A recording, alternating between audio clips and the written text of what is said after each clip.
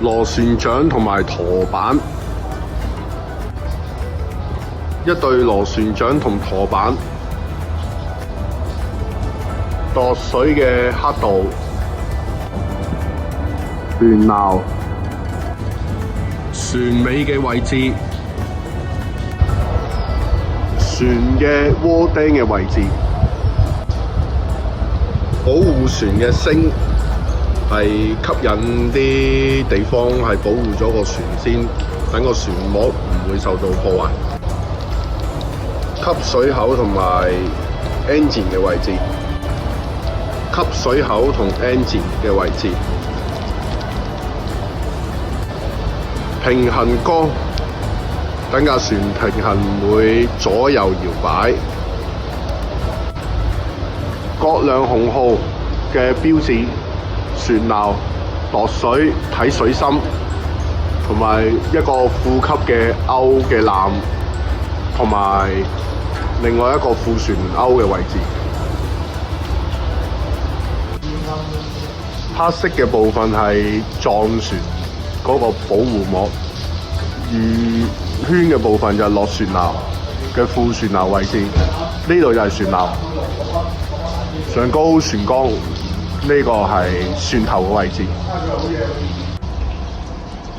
廚房嘅位置，canteen 嘅位置，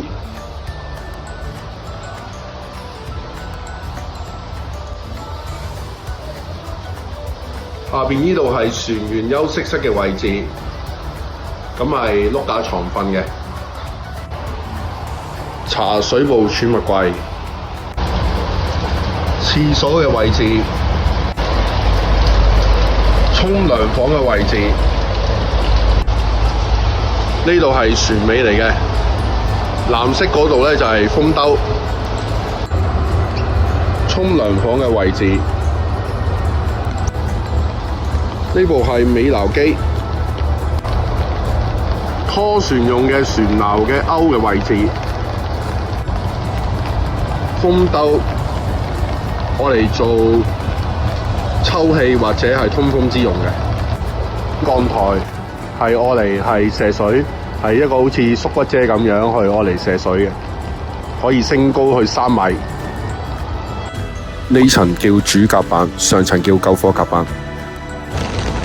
呢個上去最高嘅救火甲板嘅位置。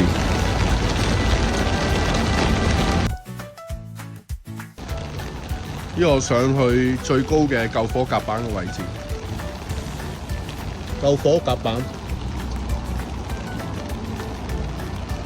呢度係最高射水嘅位置，係可以再升高3米嘅。呢度係最高嘅滅火喉嘅位置，可以再升高3米。有電動同埋人手嘅米機嘅滅火喉同埋滅火設施。呢個白色嘅係噴泡沫嘅。紅中刻有葛量洪總督嘅字樣，1953年。呢個係有監艇嘅消防員，每1分鐘係要敲呢個銅鐘，防止撞船意外。但係而家就唔用啦。各式嘅消防設備，各式嘅消防設備。船頭嘅位置，呢度係船頭嘅位置，上高係指揮塔。船頭嘅位置，上高應該係駕駛艙嚟嘅，我哋影唔到啦，因為唔俾去。呢個位置係泵房、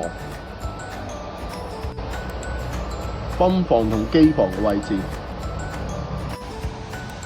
船嘅辦公室，呢個浴室有埋電熱水爐，估計係長官用嘅。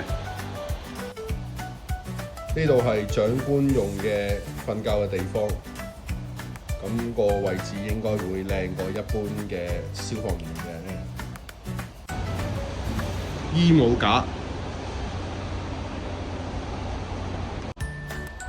我諗呢個電話係船上邊都比較新嘅設備嚟啦。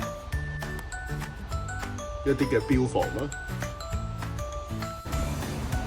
大家可以留意翻咧，甲板前嗰個風兜咧係向入邊嘅，船頭，船尾咧就係向出邊嘅。點解咧？係有一個對流嘅作用喺度。泡沫嘅儲存缸，呢個係滅火輪嘅平面圖，整個滅火船嘅樣貌。葛量洪號1953年係下水，船尾嘅樣啦。